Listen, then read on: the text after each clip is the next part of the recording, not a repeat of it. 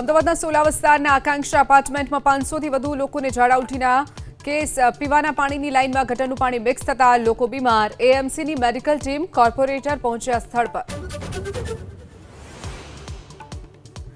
ટેકાના ભાવે બાજરી, જુવાર અને મકાઈની ખરીદીમાં મુશ્કેલીને લઈ ખેડૂતોનો આક્રોશ. અરવલ્લી અને સાબરકાંઠાના ખેડૂતો કિસાન સંઘ કાર્યાલય ગાંધીનગર પહોંચ્યા.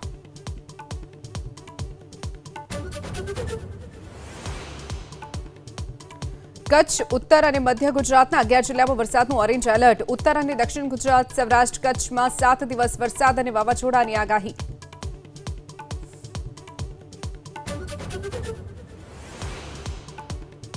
પશ્ચિમ બંગાળમાં મમતા બેનર્જીની પાર્ટી પર મોટું સંકટ. સુબ્રત અને સંદીપ સાહા પહોંચ્યા વિધાનસભા.